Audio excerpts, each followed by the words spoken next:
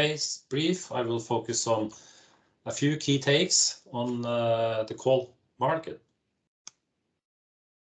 Starting with the fact, record high coal prices the past few months, and there is, of course, obvious reasons for why, but there are also some reasons why we haven't seen prices spiking even more. One clear reason for the price spike, Russian war on Ukraine and EU sanctions on Russia. One reason for not having spiked even more is China and their significant focus on domestic coal production. During the first 4 months of this year, domestic coal production has been record high, and this has been coupled with very low coal import. And one can only imagine what would have happened to global coal prices if China weren't able to respond and increase their domestic production as they have done this past 4, 5, even 6 months. India has been attempting to do the same, but they haven't been able to boost their domestic production. And the development up until very recently has been significant destocking, but now the past week or two, backed by central authorities, India has started to procure more coal again on the global coal market, and in a short-term perspective, this is very supportive for the price level we see today. We also expect, without mentioning any specifics, other Pacific countries also to be in this same situation. In Europe, and most likely elsewhere, we have seen quite notable demand destruction.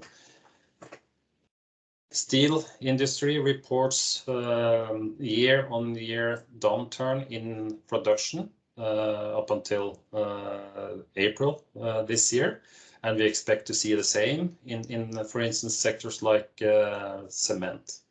In general, the global coal prices have and will lead to further demand destruction. And isolated, being at least not supportive for any further upturn in coal prices, rather the opposite. We have seen a significant Pacific over Atlantic coal price premium now recently, and it is close to $90. This is not sustainable. In history, whenever the two basins have differed this much, or even half this much, the market has worked its way into balance again, and we expect to see the same again now. It might take a month or so, or two, but they will definitely work their way closer to each other again. So to sum this up, or a final question, what weighs more for a further upside or staying at this coal price level, or for an adjustment and a downturn again? Well, Russian war on Ukraine, quite uncertain. In a short-term perspective, Indian restocking and other countries restocking, quite supportive to price levels we see today. The Pacific over Atlantic coal premium, very supportive at least for Atlantic coal prices.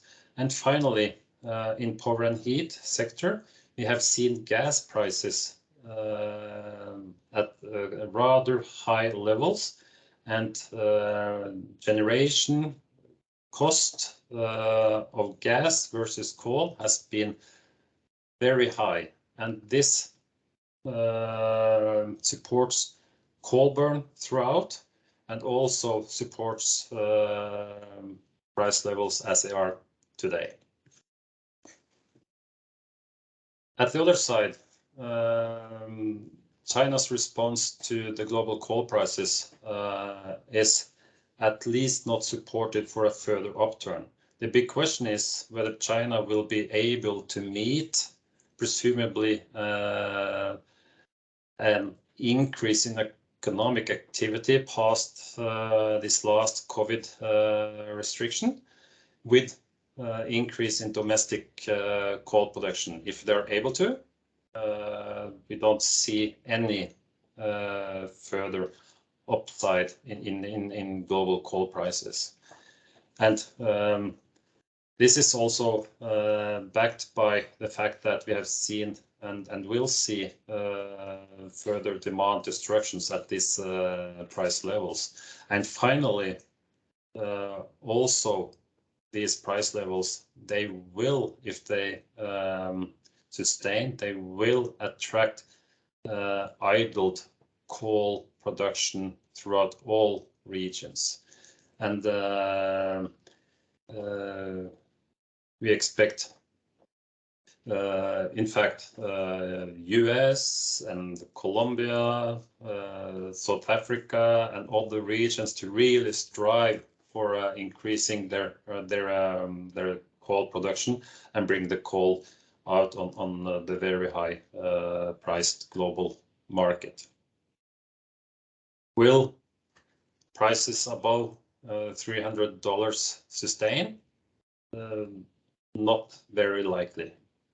Will it last for maybe a month or two more? Quite possibly. And that wraps things up for me. Thank you for listening. Brief.